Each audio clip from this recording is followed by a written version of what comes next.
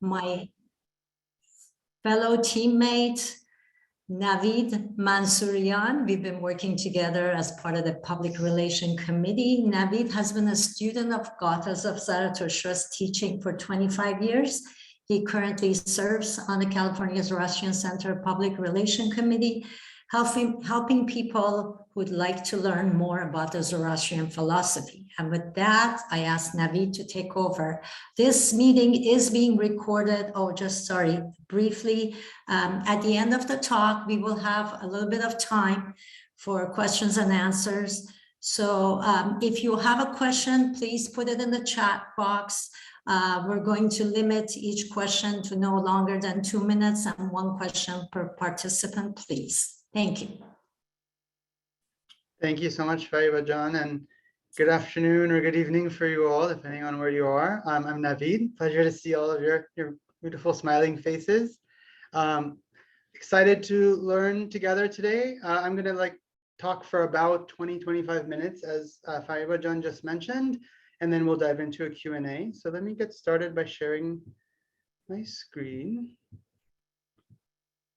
Can everyone see this all right? Cool, wonderful. So I'm very excited to dive in to our second talk today. I've been thinking about these talks as a thought catalyst. So building off of the first one, where we gave a general overview of Mazdayasana per the Gathas, we're going to now dive deeper into the divine attributes, a framework for realizing the divine and self-realization, starting with Asha and Bahumana today. And as the entire purpose of the teachings in the Gathas encourage each individual to think for oneself and utilize our good mind in search of the ultimate truth, the goal of this presentation is to serve as a thought catalyst and spur discussion. So this is, hoping this gets us to a point where we're just talking and learning from each other, and that's the goal for today's session. So I'll talk for a brief period of time, give a general overview of what I've learned from the Gathas, and I would love to then follow up with some questions together. Sound good? Great. How many of you have heard of this threefold mantra before? Good thoughts, good words, good deeds. It's familiar, right? I think we often use this as the simple overview of what Zarathustra's message is telling us, right? And if we think about this, what does good really mean? The good matters a lot here, right? And when we say good, when we think about the languages we speak today, and in English in particular, good means a lot of different things. It's rather wide-ranging and complex. It can mean everything from bountiful and fertile, like good land, you see in this table here. It could be suitable, like good to eat, something that's free from injury or disease, like a good arm. It can be reliable, or something that's well-founded and cogent, like good reasons. It also includes meanings like kind, benevolence, true, something that's true, something that's virtuous. So something that holds good for a larger group, a good person, good intentions. We use a lot of these different terms to think about good. And today we want to talk about this more together. So in Mazdayasana, good is defined as a intrinsic goodness, but more importantly, in relation to the foundational concept of Asha, often translated as truth or righteousness. Wonderful overview of the core message of Zarathustra and the Gathas. I love Dina McIntyre's framing here, and thank you so much to her for joining us here today. But in essence, if we look at the overall message and go deeper than good thoughts, good words, and good deeds, we see that the teachings tell us that throughout our lives, we are confronted by choices, and that we should use our minds and hearts to search for Asha, for the truth, for what is right and good in all aspects of our reality. Then choose it with every thought, word, and action by engaging the world actively, not rejecting it or withdrawing or staying to ourselves. And this then grows ourselves spiritually, perfects our world, and until we realize the divine, we become one with the divine, until we become part of the endless lights. So again, here we see the search for Asha matters a lot. So another recap from the last talk, just to get us going and thinking about, reminding us about some core concepts here. When we think about the teachings in the Gathas, Zarathustra's philosophy is constructed on 6 abstract concepts, and they all build off of Asha. So Asha is the foundational component, in my opinion. These are divine attributes of Ahura Mazda, but also a framework through which the divine is known and realized. So starting with Asha, ultimate truth, this is the ideal, correct, entirely good order of existence in both mind and matter. Just going to give a quick overview here, and we're going to dive in deeper into the first two especially. Vahumana is next, where this is the comprehension of Asha and recognizing the disparity between what is ideal and the real. It is our instrument of moral cognition, and some might say our conscience. Then you have the embodiment of Asha, Spenta Armaiti. Us looking at Asha, comprehending it, then embodying it in our own thoughts, words, and deeds. And this is characterized as us leading. When we are aligned in embodying Asha, it leads to benevolence, to serenity, to peace, to calm, to many beautiful, beautiful results. Then we have Vahukhashatra, the good rule, the rule of Asha. It's when we are now, through comprehending and embodying Asha, we are now governing ourselves individually and collectively by Asha, thus creating the ideal society, being aligned and fully compatible with Asha, which leads us to Harvatat, completeness. This is the complete attainment of Asha, perfectly and completely for all existence. So not just for yourself, for all existence. And this is a really key point that we see over and over again in Zarathustra's teachings. Realizing the divine completely and progressing all of existence makes us whole. And this results in Amaratant, the state of immortal bliss, where we transcend mortal existence. We have progressed or realized the divine, if you will, and become part of the endless lights. This beautiful metaphor that I love from the Gathas, where we're thinking about the enlightenment, the bliss that comes from being one with the divine. So as we hear all of these attributes, again, we can really see that this is all building off of Asha. So if we think back about our purpose, evolving spiritually by searching for Asha, by comprehending it, by embodying it, and being aligned with it, this leads us to enlightenment. It leads us to wholeness and to the divine. So what then is Asha? And this is the point, the major topic of our talk today. We're going to dive in deeper together. So Asha literally means what fits. It is the foundational concept, as we talked about, upon which Zarathustra's philosophy is constructed. In Avestan, the word Asha literally means what fits. But what fits is unique. It's what fits as in the correct truth of how things fit and how things are ordered in a system. It is linguistically related to the Sanskrit artha and Old Persian artha, which translate as truth. And as I was mentioning, when we look at translating this in many different, with one single word, like truth, righteousness, universal order, and law, it is challenging to encompass all the meanings of Asha in this one word. So I'd like you all to please keep that in mind as we keep talking this through. And this will be the focus for our talk today, is to really dive into this topic and learn more together. From my view, Asha is the ultimate truth. It's the entirely good, correct, ideal order of existence as envisioned by Ahura Mazda. It is the relationship of all things in perfect harmony in both existences of matter and mind. So let's learn more together. In the Gathas, we know the divine is the source of all goodness. And the creation that Ahura Mazda conceives of in his wisdom is called Asha. It is a perfect ideal existence, and the mental ideal is then actualized in the world of matter.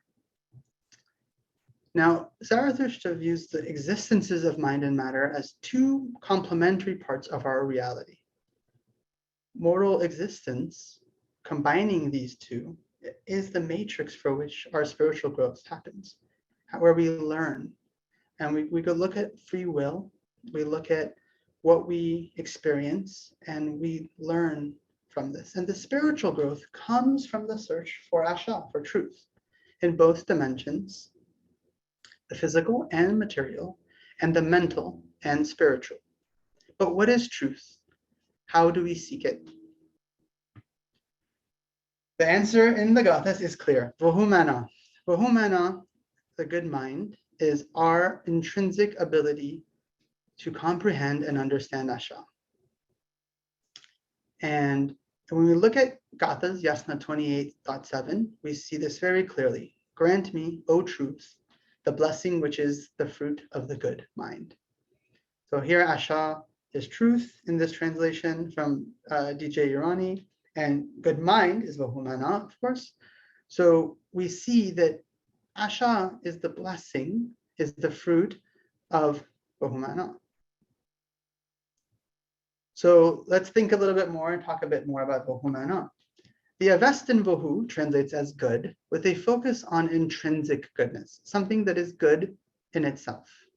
Mana translates more as mind or thinking. Good is in reference to Asha, like we briefly mentioned earlier, the entirely good, correct order of existence. Throughout the Gathas, we see Asha accompanies Vahumana and vice versa. They're generally coupled and following each other throughout the Gathas in a beautiful partnership, if you will. Vahumana is then our ability to comprehend Asha. It is an attribute and activity of the divine, but also of humankind.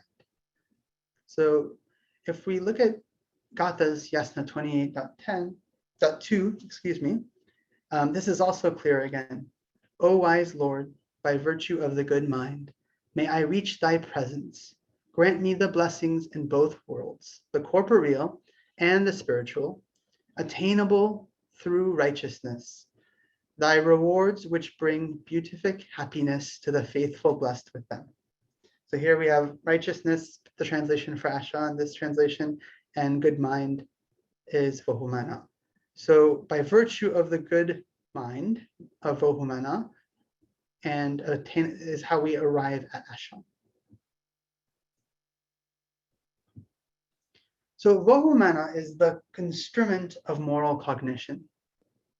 It enables us to understand what fits in the ideal, correct, entirely good existences of mind and matter. So that is our ability to comprehend Asha in relation to our own thoughts, words, and deeds, thus enabling us to partner with the divine in improving, perfecting, and healing existence. So how do we know if we have found Asha or that we are aligned with it?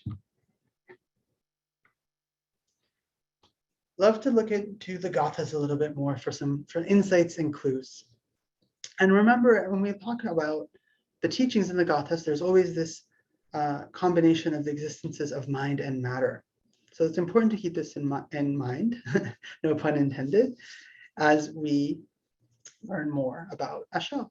So in the physical world, in the existence of matter, Asha is truth. It is what is accurate about our physical existence. The laws that govern the universe, physics, chemistry, biology, astronomy, factual truths. And as a result, when we study these things, we see harmony, we see balance. Asha is evolving, in my opinion, refreshing. And it's the universal law of our physical existence. It's something that we are constantly striving to understand better, right? It's not something that is static and stopped, right? We're constantly trying to understand how this works. And by the way, I wanted to quickly plug Dina McIntyre's outstanding work on Asha. There's an article linked here. I'll include all the resources and acknowledgements of references in the deck. For anyone who's interested, you can email pr@ccc.org. But there is a wonderfully detailed bit of work on Asha with references to all the Gatha verses and a much deeper analysis on Asha. And that's where a lot of these specifics can go back to as a useful reference. Now, as we dive into the spiritual world or the abstract world, this gets more complicated in a lot of ways because what is, true or right for me might be different than for you and for anyone else. And this is where there's some really important principles to think in mind. Asha is what is right and what the best good, but for all existence, not just for one individual. It is the relationship of all things in perfect harmony, such that nothing occurs at the expense of something else. This is amazingly relevant to today's existence and to all time, in my opinion, right? This includes such notions as social justice, something very important in our day and age today, and also speaks to the interconnectedness of all life. So let's dive a little bit more into some other attributes. Asha is righteousness, as we mentioned. It is the right thing to do, but again, for all existence. It is described as the best good, beneficial, loving, beneficent. It is the way of the divine and the way to the divine. Asha is happiness, generating peace and tranquility. It is the way to improve, perfect, and heal our existence. Asha is just, not in the punitive justice system of paying someone back for something that they've done wrong or punishing them, but really through learning through cause and effect, expanding our understanding. I believe it is a form of compassion, honestly, us understanding the interconnectedness and the order of all things. It is a form of growth.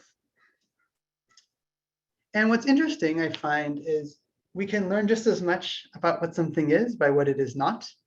And we see some references to the opposite of Asha, or how it is contrasted.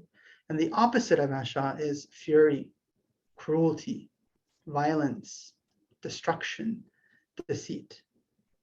So again, a lot of these attributes help us to understand what Asha is as this abstract concept. And it's this constant search where we ask ourselves, is this all of these things? Does this check all of these boxes? Which enables us to reflect. As I mentioned in the last talk, a wonderful thought that has stayed with me is my son's comment. I have an almost 8-year-old son, and he referred to these teachings as being a scientist for your own life.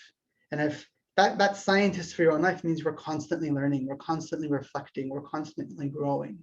And this is a key part of understanding Asha. So this is how we evolve and we spiritually grow. Now, another way of thinking about Asha is from the foundational mantra or prayer, Ashem Vuhu. Many of you, I'm sure, have heard of this. It's one of the most common prayers.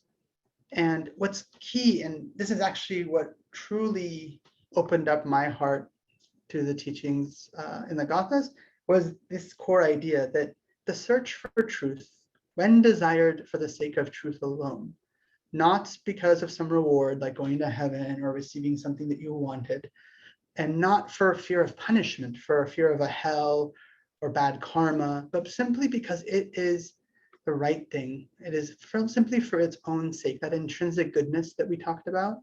That leads to Ushta, is the Avestan word, which is true radiant happiness, an enlightened state of being that naturally radiates to all existence. And what I found really profound here is in my work in the past, I've come across a few social psychologists that were studying happiness.